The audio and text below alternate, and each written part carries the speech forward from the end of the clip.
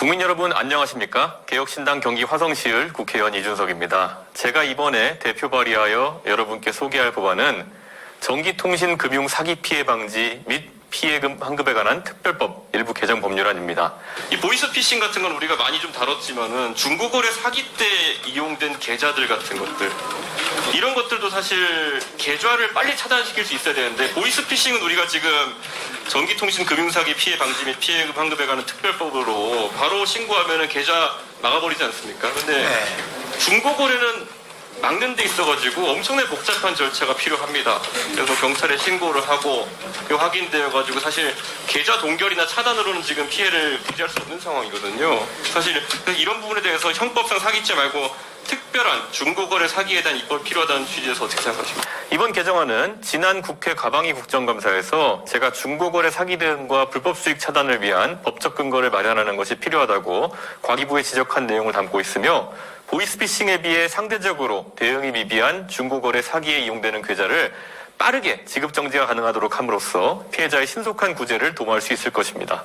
현행법은 전기통신금융사기의 재화의 공급 또는 용역의 제공 등을 가장한 행위는 제외하고 있어 중고거래 사기로 인해 생기는 피해가 다수 발생하고 있음에도 불구하고 신속한 피해 구제 절차를 적용받지 못하고 있습니다. 보이스피싱은 소비자 신고만으로 일단 계좌 지급 정지가 이루어지는 반면에 중고거래 사기는 그 절차가 매우 까다롭고 오랜 시간이 소요됩니다. 경찰 수사 과정에서 범죄 계좌로 충분히 의심이 되어야 하고 은행에 계좌 지급 정지 요청 공문을 보내야 합니다. 그래야 은행은 수사 협조가 합법적으로 가능하기 때문에 피해자 신고 후 경찰이 조사해 공문까지 보내는 그 시간 동안 입는 피해를 막기에는 어려운 실정이고요. 더 큰 문제가 아직 남아 있습니다. 이에 따라 수사 과정에서 범죄 계좌임이 확인돼 은행에 계좌 지급 정지 요청 공문을 보내도 은행별로 지급 정지 여부를 자체 판단하고 대다수가 이를 거절하고 있다는 것입니다. 2023년 금융감독원에 따르면 전기통신금융사기를 제외한 중고거래 및 투자사기 등에 대한 지급 정지 요청에 응하고 있는 은행은 5대 시중은행 중 하나은행이 유일한 것으로 파악됐습니다. 그만큼 현행법만으로는 중고거래 사기 등으로 인해 얻어지는 부정수익 및 계좌를 차단하는 방식의 신속한 대응이 부족합니다. 올해 경찰청에 따르면 최근 3년간의 온라인 중고거래 관련 사기 범죄 피해 건수는 2021년 14만 1000건, 2022년 15만 6천 건, 2023년 16만 8천 건 등으로 매년 1만 건 이상 증가했습니다.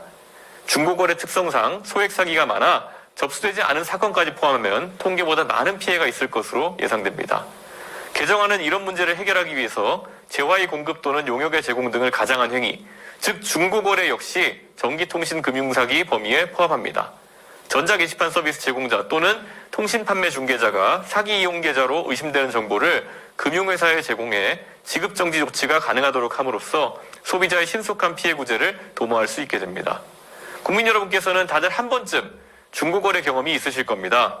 지난해 기준 국내 중고거래 시장 규모가 약 26조 원으로 내년까지 43조 원에 이를 것으로 전망되는 등 중고거래는 이제 고물가 시대에서 살고 있는 우리에게 없어서는 안 될 일상 중 하나가 됐습니다.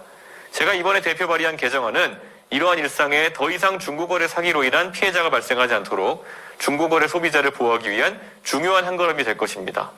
은행들이 피해 소비자의 신고 후 자체적으로 경위를 파악, 사기 가능성이 높을 경우에는 그 즉시 계좌를 지급 정지하여 사기 피해를 최소화하거나 사전에 방지할 수 있게 할 것입니다.